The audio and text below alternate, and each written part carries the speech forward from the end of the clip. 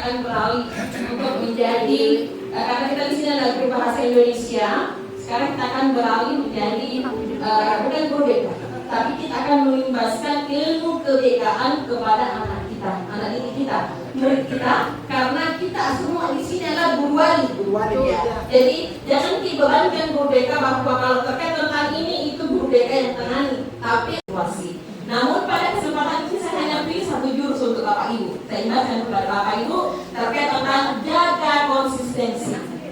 Ya, jaga konsistensi. Seperti apa?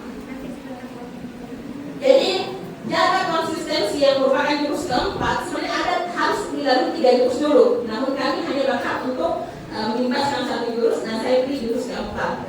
Jurus keempat ini jaga konsistensi. Itu diharapkan guru mampu mengembangkan pembiasaan karakter positif kepada murid.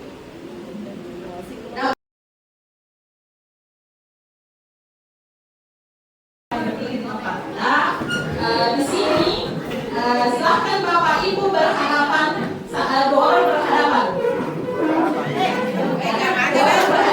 Cari pasangan ya, cari pasangan. Oke, sudah.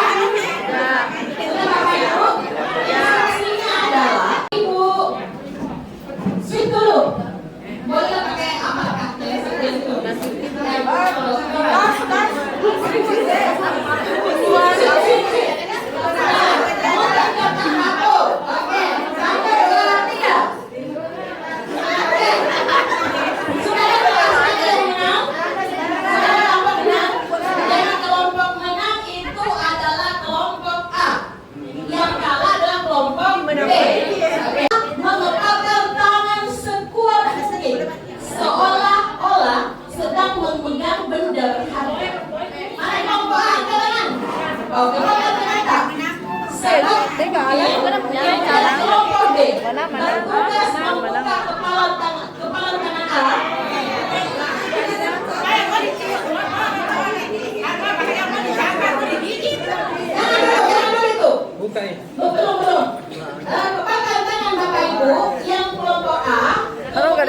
Silakan buka tangan teman Bapak Ibu dengan cara cakaran, dengan paksaan ya.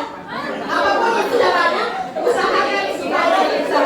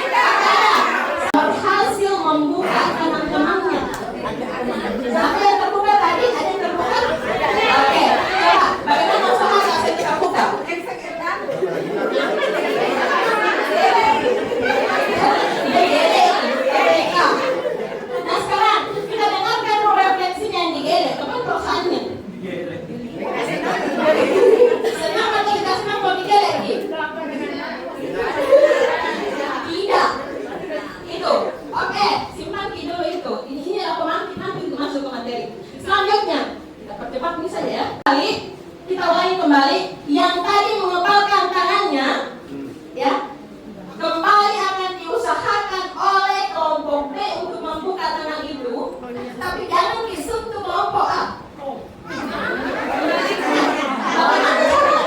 Bagaimana caranya kira-kira berpikir Bapak Ibu? Bagaimana caranya membuka tangannya yang sudah dibuka sebagian A? Gambarannya ke siswa. Bagaimana caranya?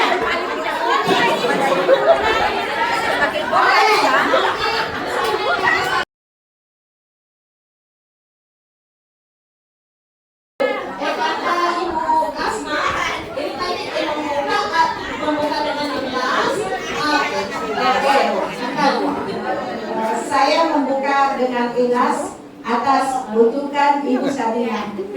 Atas bujukan Dengan cara dibujuk, ternyata tanpa diberikan kekerasan, hanya Begitu juga sama siswa sama. Pada keras sih pada. Inilah pemantiknya. Terima kasih Bapak Ibu, bisa duduk kembali.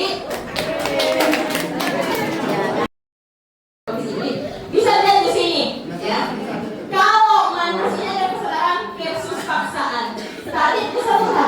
membuka dengan sendiri karena dibujuk, paksaan, digedeng. Nah itu. Nah, mengapa kita tidak suka dipaksa dan diperintah? Itu karena ingin dihargai otonomi dan kemerdekaan. Nah, kemudian jika otonomi dan kemerdekaan tak diusik, bagaimana? Akan muncul reaksi resistensi. Perintah akan diabaikan, larangan jadi rekomendasi. Coba lihat di gambar ini Bapak Ibu. Apa bacaan ini? Kalau ada instruksi begini kita dapat di pinggir jalan, bagaimana reaksi kita?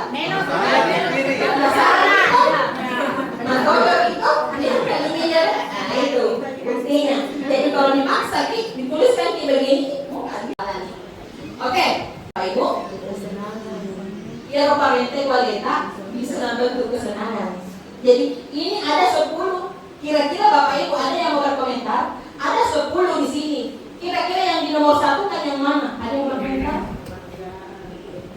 Bapak Ibu, bunyi orang tidak menentukan masa depan mereka, mereka lah yang menentukan kebiasaan mereka dan kebiasaan mereka lah yang menentukan masa depan mereka.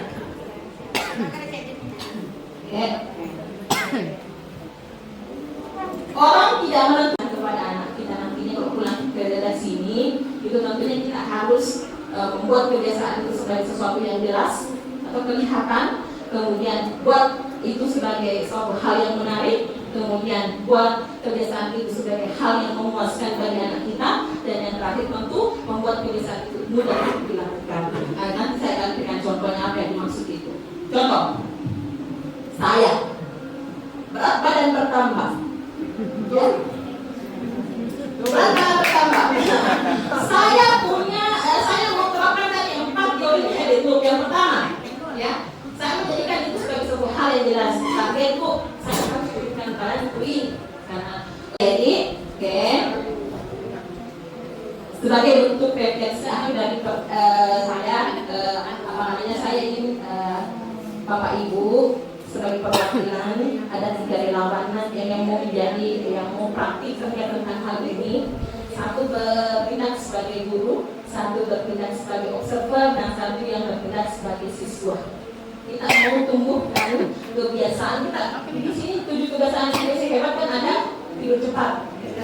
Yang menjadi kendala itu robot tidur. Nah, siswa tak itu tidak di sisinya kita bisa lihat. Misalnya anak kita Reta Media tidurnya mungkin sehari sebelumnya itu mungkin tidurnya kalau malam jam 12 malam baru tidur.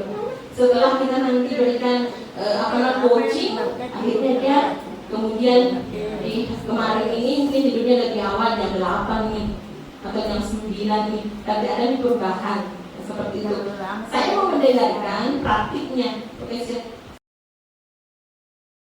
yang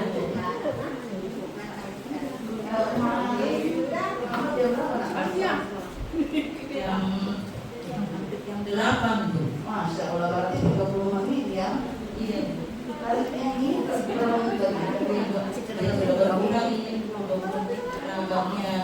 bukan hasil pengamatan tadi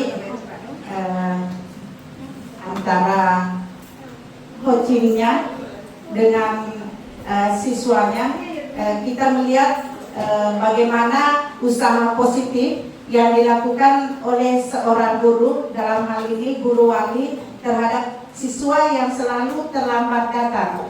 Jadi salah satu hal yang dilakukan oleh seorang guru wali tadi adalah mendekati secara mendalam, menggali secara mendalam apa penyebab utama sehingga si anak selalu terlambat datang. Jadi